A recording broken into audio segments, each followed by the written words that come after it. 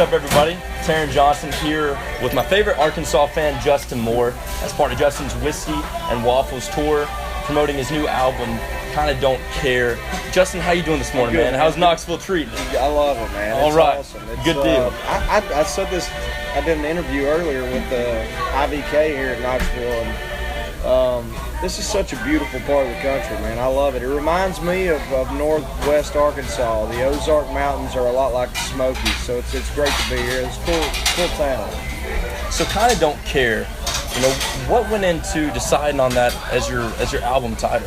You know, this album I really stretched my legs and got outside my comfort zone a little bit in places, and I had some apprehensions about doing that in the studio, and my longtime producer sensed that and came up to me. He goes, "Dude, do you realize if you sing it, it's going to be country? Yeah. And you need to chill out and not worry about it so much." And I said, you know what? I think he's right, and I need to not really care about some of these minute details. Yep. And so that's initially where it came from, and it's not, as the title would suggest, careless and lackadaisical. I actually do care about it, but no, it was just kind of as it pertains to the music, I needed to chill out a little bit. So on the new album, Justin, I've had a chance to listen to it all the way through, and it seems like you have sort of a newer country vibe mixed with an older country vibe. Was that on purpose, or was that something that just sort of happened? Yeah, you know, my music has always been rooted in and needs to always be rooted in traditional country, and that's what's gotten us to this point in our career.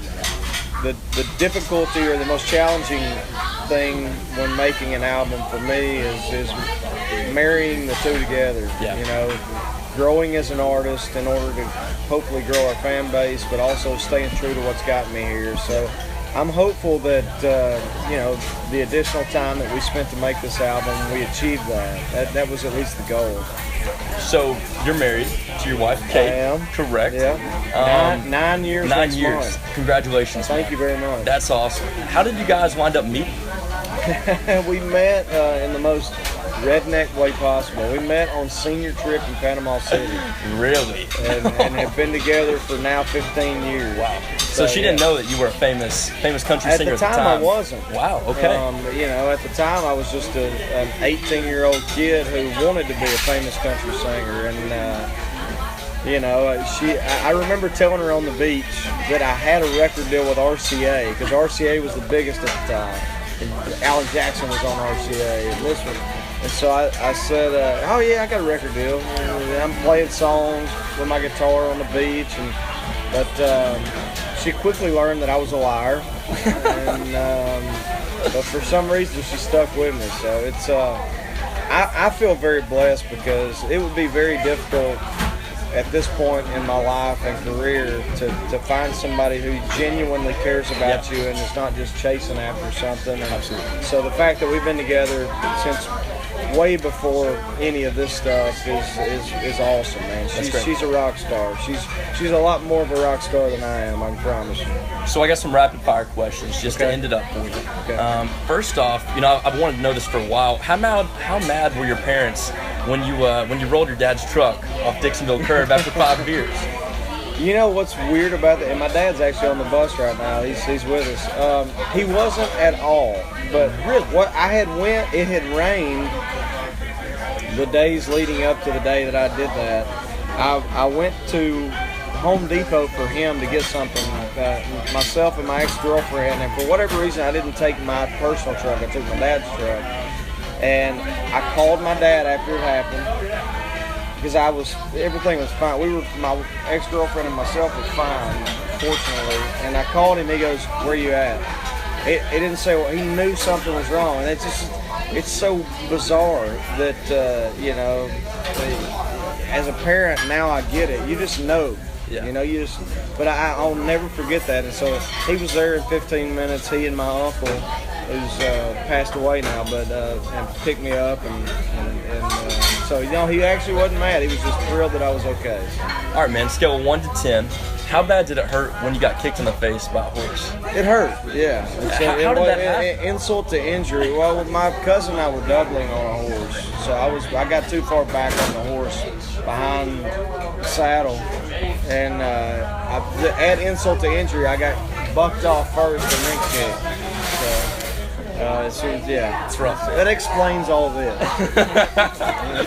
All right, so you're buds with Arkansas head coach Bret Bielema. Yeah. What's he like in real life, behind closed doors? Down to earth, genuine, really good guy. Yeah. Really good guy. And for the folks that don't know him, he comes across at times as a strong personality, but he's one of those guys. He says what he means and means what he says. And we met 4 years ago when he got hired, and have been great friends ever since. We vacation together and hang out. And, good guy, and got our program going in the right direction. So I'm thrilled. I'm actually on. There's a series on ESPNU leading into football season. It started last Wednesday. I believe this is Wednesday, isn't it? Yes, this is Wednesday. There's another episode that airs tonight. It's called Being Bret Bielema, and I'm actually featured on the show tonight. So if I tweet that out, you'll retweet when it gets out. Absolutely. All right, man. I appreciate it. You got to tweet Woo Pick, though. Oh. As a volunteer fan, I know that's going to be tough. I'll think about it. I'll meditate on it today. So it's safe to say that you like him better than John L. Smith? Oh, good God Almighty! That was a train wreck. And Bobby Petrino. Even though we won 30 games in 3 years, but yeah, Bret is a good guy, and he's brought a sense of pride and bravado back to our program that hasn't been there since Petrino was there before the motorcycle wreck in the ditch. So what team in the SEC do you absolutely hate the most? 2 of them. Okay. Is that okay? Yeah.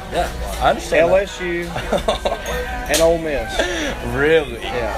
Wow. Okay. LSU and Ole Miss. Respect that. Now, do you know we got an LSU fan in the house right over there.